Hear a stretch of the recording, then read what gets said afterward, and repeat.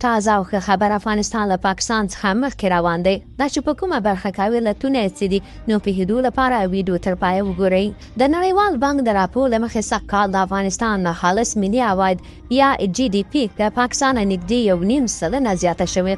پاکستان تیر کال 2.6 او افغانستان 2.5 جی ډي پي لرله، خو سږ کال اټکل دا دی چې د پاکستان کورني ناخالص عواید 3 سلنه او د افغانستان بیا 4.3 سلنه ته په لوړېدو دی. راپور کې افغانستان ته له بدنیته پاکستان او ایران د 2 میلیونه کډوالو ورشړل په خیر ګڼل شوي. اوس راځو د دې پرمختګ علتونو ته. یو مهم عامل د مالي بې نظمۍ نسبي کنټرول دی. په تیرو کلونو کې په افغانستان کې د بودیجې کسر، غیر ضروري لګښتونه او پراخه فساد د اقتصاد پر ملا سخت بار و.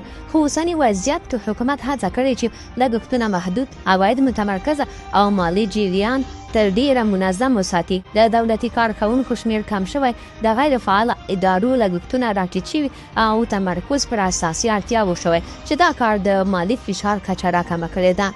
دوهم مهم ټکی د داخلي عوایدو راټولول دي. که څه هم افغانستان بهرني مرستندویان لاس ورکړي، خو د ګمرکونو، مالیاتو او داخلي عوایدو په راټولولو کې نسبي زیاتوالی راغلی. په ځانګړي ډول په بندرونو کې د عوایدو د ضایع کېدو مخنیوی، د قاچاق کمیدل او د عایداتو مستقیم انتقال د دولت خزانې ته د اقتصادي فعالیتونو په شمیر کې مثبت اغېز ښودلی. دریم عامل د کډوالو ستنېدل دي. د پاکستان او ایران څخه د میلیونونو افغان کډوالو راستنېدل که څه هم ټولنیزې او خدماتي ستونزې راولاړې کړي، خو په عین وخت کې بازار ته نوې ساه ورکړې ده. ستنېدونکي خلک کورونه کرایه کوي، خوراکي توکي اخلي، کاروبارونه پیلوي او د کار ځواک زیاتوي.